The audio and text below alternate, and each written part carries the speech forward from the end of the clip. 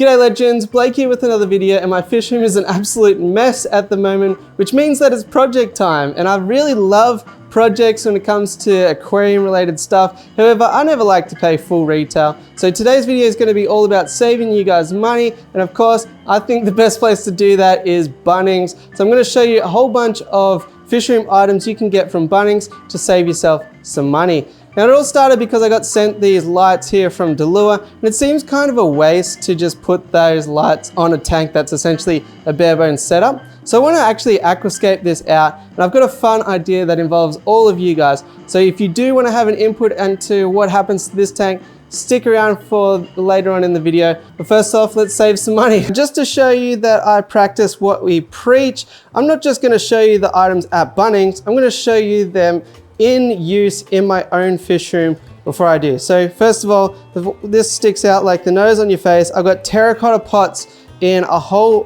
bunch of aquariums. For me, it saves money on aqua soil. You don't need to fill the whole base of the tank, and it's a lot easier to change them out over time to just put things in terracotta pots. As you can see, these giant Amazon swords, absolutely love it. Even though purists would say, Amazon swords roots get too big, they won't fit in a pot. What will you do, Rick? Well, they work, okay? As well as that, they also have a little handy option where if you're setting up a new tank, you can just pull out that terracotta pot, which is nice, full of established bacteria, plop it in the new one, and it's like you've got an instant cycle going on.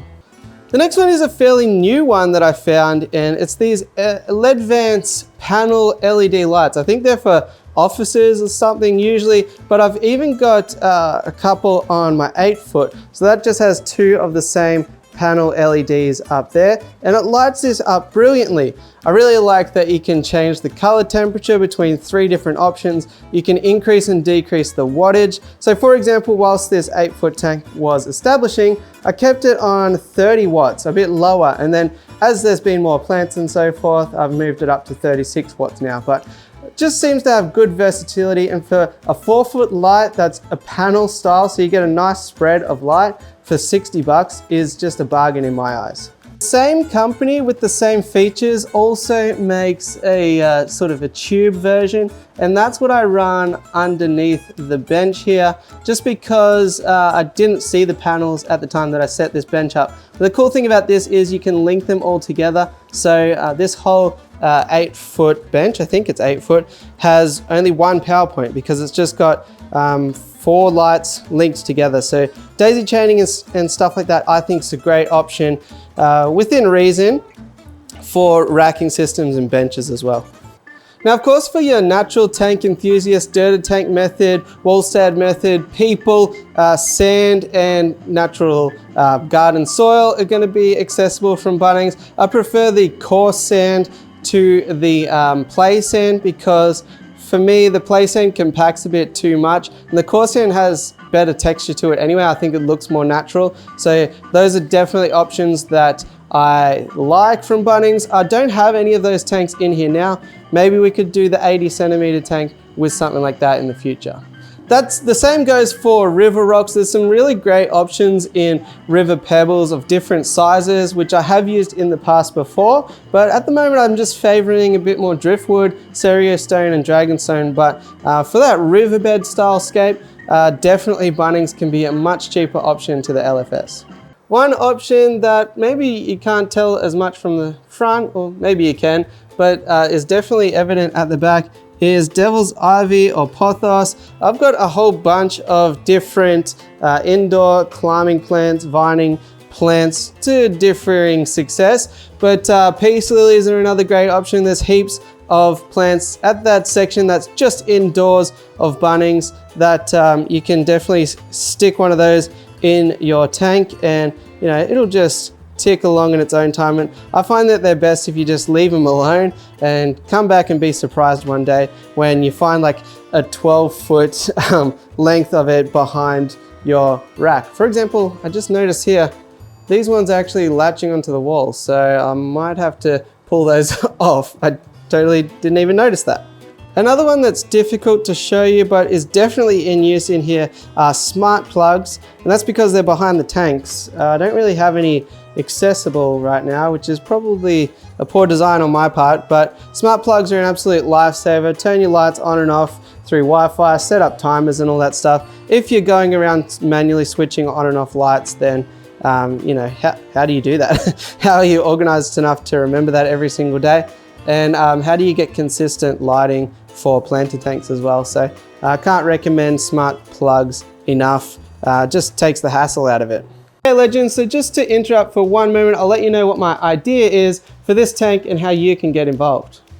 So I've got this 80 centimeter rimless aquarium, which I think would look beautiful, nice and aquascaped, but it's a bit boring, I think, to just do it like that, and I want to get some community involvement happening for it. So I've got this wheel here, and my thought is for an upcoming live stream, I'm going to put your ideas on the wheel, spin them up, and we're going to come up with what we're going to put in this aquarium. So what I want from you guys is a foreground plant, a midground plant, a background plant, and a hardscape suggestion. And from that, we're going to put them on the wheel, spin it up, and see what this tank comes up with. Then I'm going to have to put my thinking cap on to make something look nice, whether that is a couple of midground, a couple of foreground, whatever. We'll figure that out on the fly in that live stream. But I'm just aware that not everyone can make live streams. Not everyone's interested in that content either, which is fine.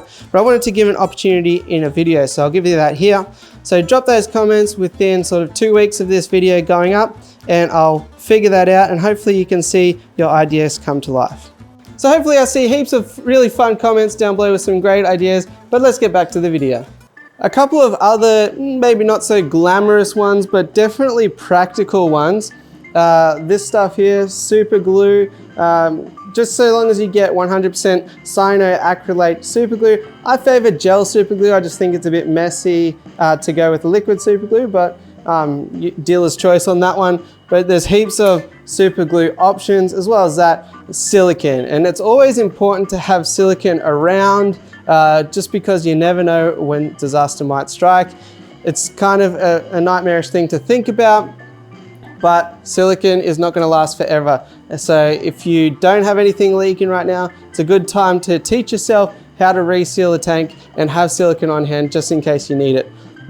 At Bunnings, the options are Selly's glass as one that doesn't have mold inhibitors and things like that, so it's going to be safe for fish. I've resealed tanks as big as a 4x3x2 aquarium with Selly's glass, but some people say it's not strong enough, but you know, that's a pretty big tank, so I think that it works fine. And there's also the Selly's Storm, which supposedly you can use underwater. I've never tried that, however, I'm interested to give that a go if I need to in the future. Bunnings is also great for cleaning supplies, microfiber cloths, squeegees, and all those sorts of things. I can't find my squeegee right now, but I definitely have them here somewhere.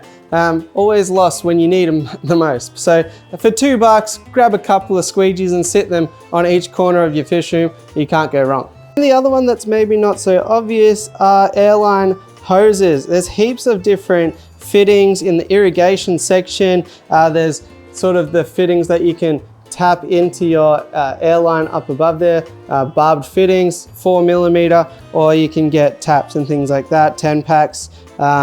All sorts of elbows and things like that if you want to set up these automatic drainage siphons like I have here. Basically, the way that they work is this inlet is always higher than the tap, so there's always water in here, so it creates an instant siphon as soon as I turn that tap on, and I can drain it out to my backyard.